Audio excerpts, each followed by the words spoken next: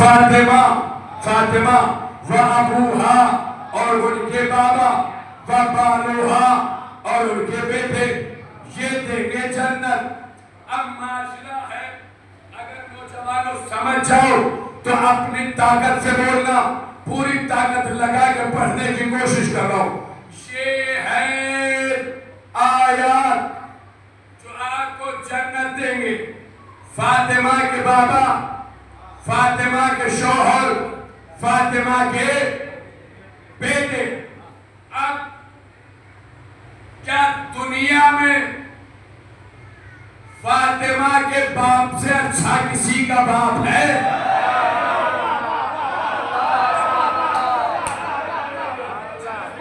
خدا را توجہ.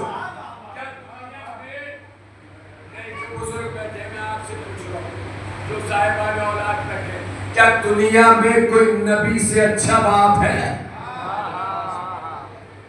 نہیں. ہو سکتا ہے ابھی آپ سب باپ نہ بنے ہو، اس لیے کچھ خاموش ہو. دوسرے مرحلے پہ آ جاتے ہیں. کیا دنیا میں کوئی علی سے اچھا شوہر ہے؟ ارے میرے سرکار، کیا علی سے اچھا شوہر ہے؟ ہو سکتا ہے اس لیے نوجوان خاموش بیٹھے ہو. مگر تیسرا مرحلہ تو ایسا ہے جس میں سب شامل ہے. کیا دنیا میں کوئی حسنین سے اچھی اولاد ہے؟ کوئی ہے؟ نہیں. تینوں مرحلے سن لیے. مولا آپ کے فضائل کی، آپ کی سوچا کی عصمت کا سہارا ہے. نہیں. اب آئیے معاشرے پر. میں نے اپنے معاشرے میں دیکھا ہے، اگر کسی کی بیٹی کسی سے ناراض ہو جائے تو باپ اس کو دہلیز پہ چڑھنے نہیں دیتا.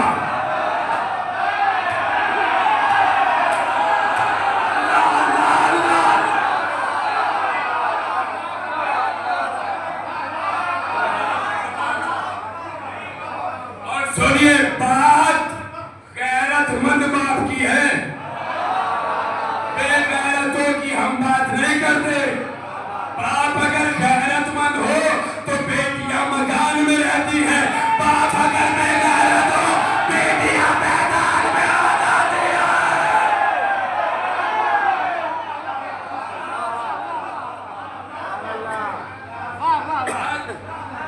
غیرت مندوں کی ہے، بے غیرتوں کی نہیں ہے.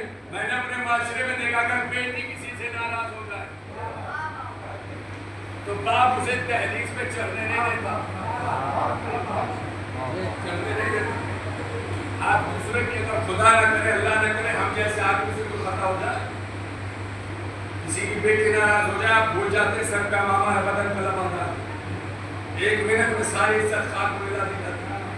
کیونکہ باپ تو باپ ہوتا ہے. بیٹی ناراض ہو جائے تو دہلیز پہ آ نہیں سکتا. اب آئیے دوسرے مرحلے پر. اگر شوہر، اگر کسی کی زوجہ کسی سے ناراض ہو جائے تو شوہر اسے دہلیز پہ آنے نہیں دیتا.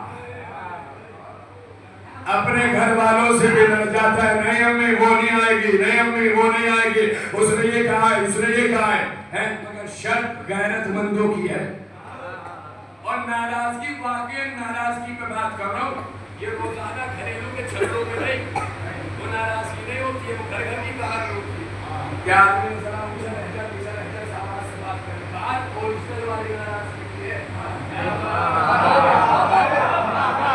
کون سی ناراضگی؟ ابھی آگے جا کے واضح کر دوں گا.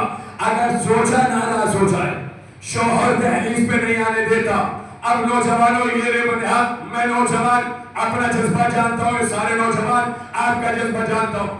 آپ یقین کیجئے گا، باپ اور بھائی شوہر کو اپنی جگہ، مگر میں نے اپنے معاشرے میں اولاد اور بیٹوں کو دیکھا ہے جو ماں کی وجہ سے کبھی کبھی باپ سے بھی لہجہ سخت کر لیتے ہیں اور یہ کہتے ہوئے نظر آتے، بابا وہ دہلیز پہ نہ چڑھ جائے، اس نے ماں کی شان میں گستاخی کی ہے.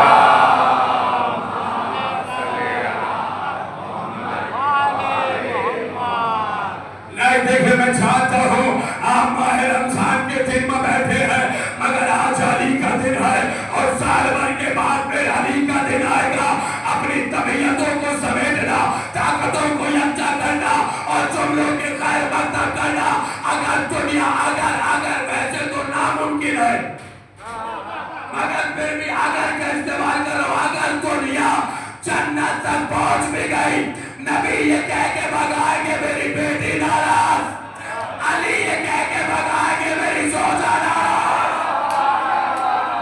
نوجوانوں تمہارے جذبے کو سلام، تمہارے لیے جملہ کہہ رہا ہوں، علی یہ کہہ کے بھگائے کہ میری زوجہ ناراض۔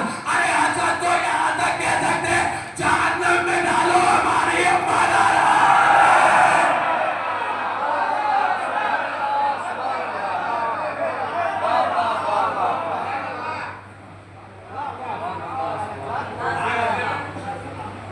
سرکار منزل مقصود تک پہنچنا ہو تو آیات بڑی مضبوط ہو۔ اللہ کا شکر ہے ہمارے پاس راستے بڑے مضبوط ہیں، اور دنیا انہی آیات کی منکر ہے۔ ٹھیک ہے، تو پھر اپنا راستہ اپنے آپ تلاش کرو۔ ہمارے پاس تو راستہ ہے، ہمارے پاس تو آیات ہیں جو ہمیں کہیں گمراہ نہیں ہونے دی۔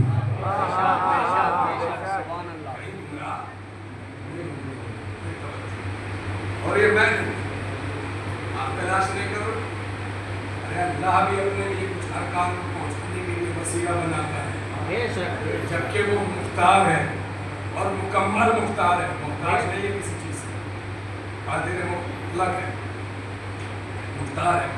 مگر وہ ہمیں قرآن میں کہتا ہوا نظر آتا ہے، یرید اللہ یحق الحق بکلماتہ ویبطل دابر الکافرین۔ اللہ کا ارادہ ہے کہ وہ حق کو حق ثابت کرے، حق کو حق ثابت کرے اپنے کلمات کے ذریعے سے، اپنے کلمات کے وَيَقْطَعَ دَابِرَ الْكَافِرِينَ، اور کافرین کی جڑوں کو کاٹ دے اپنے کلمات کے ذریعے سے۔ کام دو ہیں، وسیلہ ایک ہے۔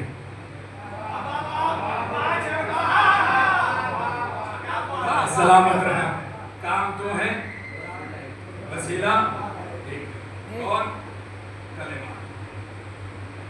اب اگر آپ کو حق کو حق ثابت کرنا ہے تو در بدر بھٹکنے کی ضرورت نہیں، مباہلے کی، مناظرے کی، بحث کی، کسی چیز کی ضرورت نہیں۔ آپ یہ تلاش کریں کہ کلمات کیا ہے۔ جب دامانے کلمات آپ کے ہاتھ میں آ جائے گا، آپ حق کو حق ثابت۔ اگر آپ کو کافرین کی جڑوں کو کاٹنا ہے تو لڑنے جھگڑنے فساد کی ضرورت، گولیاں بارود کی ضرورت، پہلے یہ تلاش کریں کہ یہ کلمات کیا ہے۔ اگر دامانے کلمات آپ کے ہاتھ میں آ گیا تو آپ باطل کو نیست و نابود کر دیں گے۔ اب اگر حدیث پڑھ دو تو آپ بھی دعوت پکڑ لیں گے، پہلے دن سے تو بار بار آیت سنا رہے ہیں، اور جب اصل مدعے کی بات آئے تو حدیث